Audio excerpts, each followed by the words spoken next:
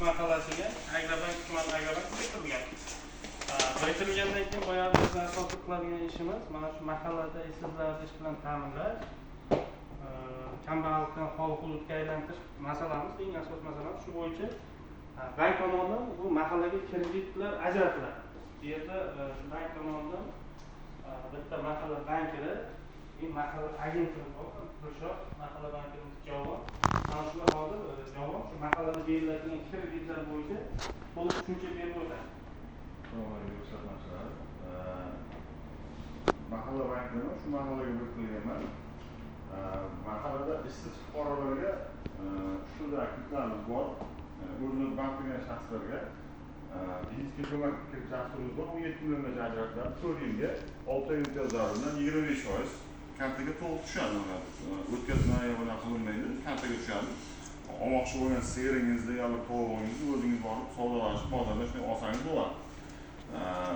Mahalla xaskir dasturimiz bor. 50 milliongacha, maksimal summasi 50 milliongacha ajratiladi. Muddati 5 yil, 2 yil imtiyozlari bor.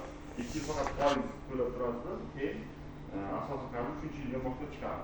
Bunga foiz 25%, yo'q xuddi shunday o'tkazma emas, faqat kantiga to'liq tushadi. Kafillik asosida ajratiladi mahalla xaskir. Biznesga ko'mak 17 million emas, ham kafillik ham sug'urta bo'lish asosida ajratiladi. Yana bir kreditimiz bor, u 100 million so'mgacha ajratiladi, faqat yuridik shaxslarga.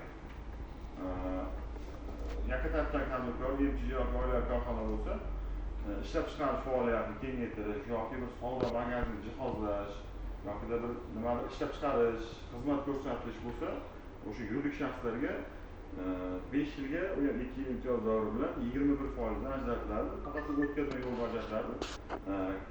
Sug'urtasi ham, kafilligi ham yo'q uni. Shunday tadbirkorlik qilaman deganlar 100 million so'mgacha ajratiladi. Faqat bitta talabi 1 yil tadbirkorlik ochilgandan keyin 1 yil oshgan bo'lishi kerak. Ilk tarix toza bo'lishi kerak. Yana bitta yo'nalishda beriladi. Oldin misol aka oilaviy tadbirkorlikka kirit olgan.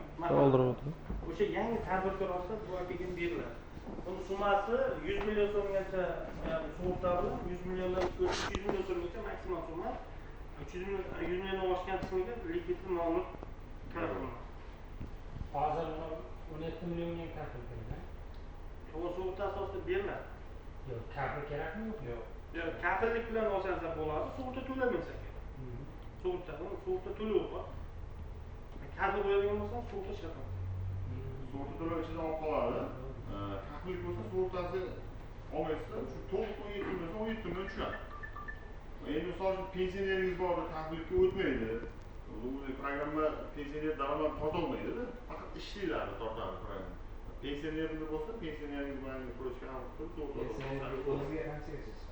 pensionerni o'ziga pensiya oladigan summasiga nisbatan hisoblanadi. Faqat pensionerning foiz bilan mahallaning krediti emas, bu o'zini shaxsiy ehtiyoji uchun bo'lib ajratilgan yumshoq foiz bilan.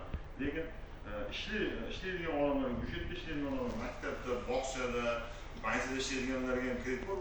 Bankka shunday borsa 5 yil, 10 yilda ajratib beradi o'zining kartasiga. Sirasi tushadi, uni xohlagan maqsadga bo'ladi. Boyagi kredit berishda aka bitta hisobga olinadi. Misol siz 2 million so'm oylik olasiz.